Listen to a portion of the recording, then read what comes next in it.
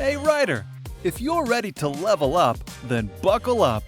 Get your pen and paper ready. It's time for another episode of the Art and Business of Writing podcast.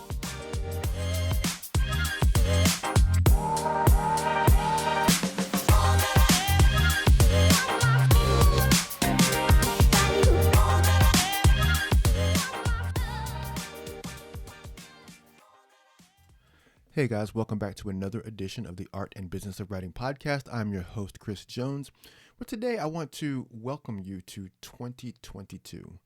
Yes, I'm fully aware that today is the 16th and we are halfway through the month of January. However, this is typically the time when the wheels start to wobble a little bit on our plans, where the newness of the year starts to wear off a little bit, and we can start to feel the crunch of the goals that we have already set. We can already feel some of our habits slipping. We can already feel some of our hope diminishing. And we need that extra booster, so to put it. We need that shot in the arm to keep us focused and on our goals and on task. And that's why I want to hop in today and just tell you about something that I thought would be really cool. So I was thinking a few days ago about goal setting and how we all set goals. And, we have these things that we do called resolutions. And resolutions typically don't work. They don't last. We have this habit of wanting to do too much in too little time. We have this belief that if we set this particular goal, that it's just going to happen. And we don't put any action steps behind it. And so I wanted to create an acronym. I grew up in the DC area, very military area, and it's full of acronyms. There's an acronym for everything. And so I thought, what's another acronym that we can use as writers? Because, of course, you all know what SMART goals are. That's something that's been done over and over. But I decided to create something called WRITE goals. WRITE. WRITE goals. So the first letter is the W, and the W stands for worthwhile. You want to make sure that the goal that you're setting is very worthwhile. It's something that you can see yourself doing over the course of time, not just a flash in the pan, not just something you do in 2022, but something that really is career defining, something that you do long term. So think about something that's wildly important to you, something that really gets your blood pumping, whether that's, using your book as a platform to springboard into something bigger, whether it's developing something down the road with your work. Think about what that W is, that worthwhile aspect of your goal. Maybe this year it's getting an agent, getting a publisher, getting your book finally out there in the world.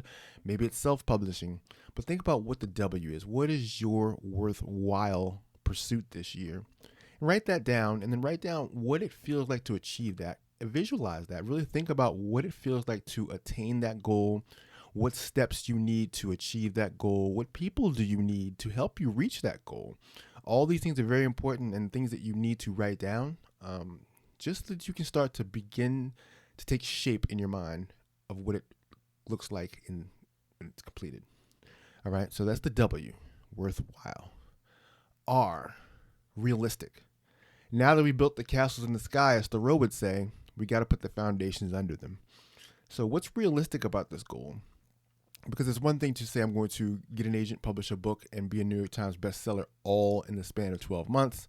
That is very worthwhile, but is it realistic? So we got to start to think and walk it back. Well, what's realistic for 2022? Is it realistic to write a book synopsis and pursue an agent? Is it realistic to approach a small publishing house? Is it realistic to write the book and get the beta readers to do their work, and you polish the book and you prepare it for the next step?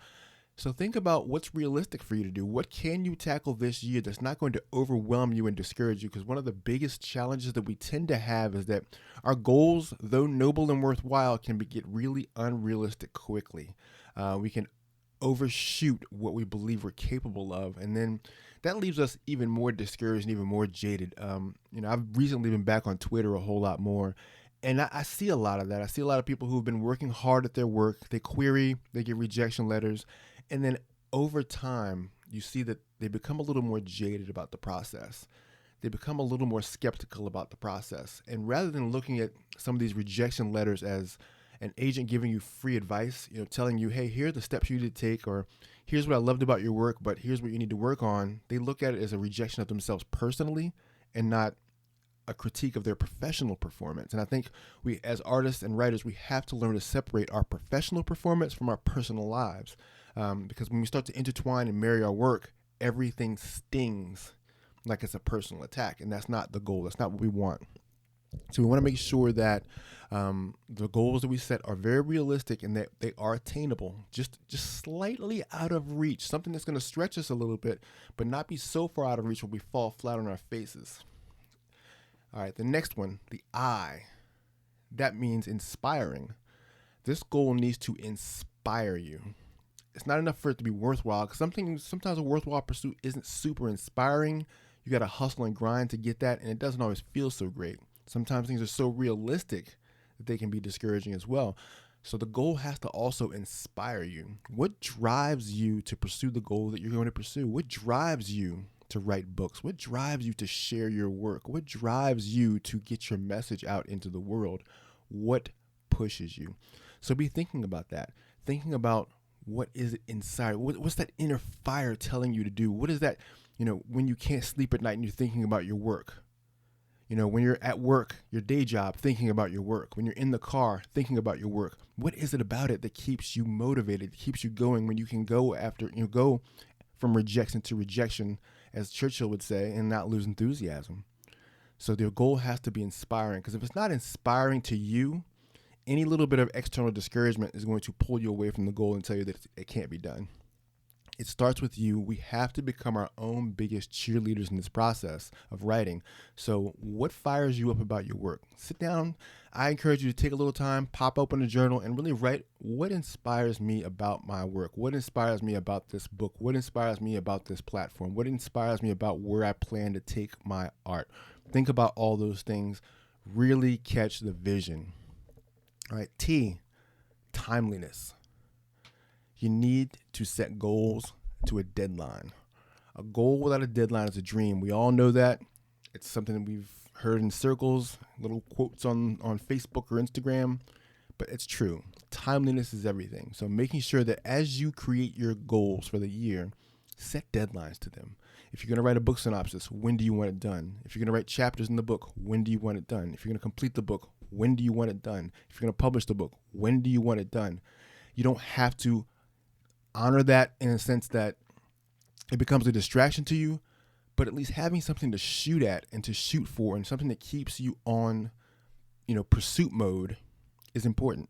You want to be pursuing the goal at all costs, at all times, every single day. Have some sort of daily action, even whether that's touching your work in some form, whether you're editing something every day, or whether you're writing something every day, or whether you're developing a character every day, or whether you're researching every day, or whether you're reading something every day. This is who you are. This is your work. This is what you want to focus on. This is what inspires you and drives you. This is what's worthwhile to you. Find a way to keep your hands in it at all costs every day, because that's the only way you're going to hit your goals. When you start piling up days of non-writing, you start piling up days of non-work, discouragement can set in. Imposter syndrome can set in. Fatigue can set in. Lack of confidence can set in. And then before you know it, you don't feel like a writer. You don't believe you can write anymore. You become discouraged. You become jaded. And that's not the goal. So, timeliness. Set deadlines to your dreams. And E, enthusiasm. Get other people excited.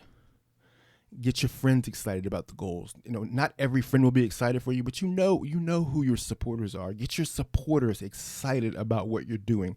Get the people on your email list excited about what you're doing.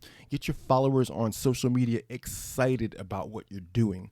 You get excited about what you're doing. There's nothing more important than your own excitement. Like I said before, you are your own cheerleader. We are our own best friends in this process. No one wants this project done more than we do. No one wants this book completed and out there more than we do. No one wants this book in someone's hands more than we do. No one can be as excited about our work as we can be and should be. So That said, even in a sales sense, when you start to develop your marketing, who do you know? Start thinking about who you want to pitch your book to. Who is your audience? How do you want to get it to them? What are ways that you can get people excited to get you on their show, maybe on a podcast or a television show, or maybe public speaking? You have to create the buzz. You have to be the most excited person about this book. And I promise you, it's contagious. Excitement, enthusiasm, all very contagious. The more excited you are, the more enthusiasm you have for your work, the more that's going to rub off and show, and people are gravitated towards that because people love good energy. All right, so there you have it, setting right goals. I hope that you'll think about this. I hope you'll spend some time journaling it. I'm a person who likes to process through a journal. Maybe you are too.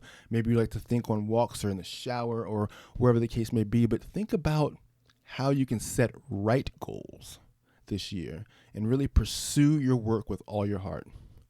Guys, thanks for joining me again. I'll be back next week, and I'll talk to you soon. Again, write on, do your best. This is your year for success.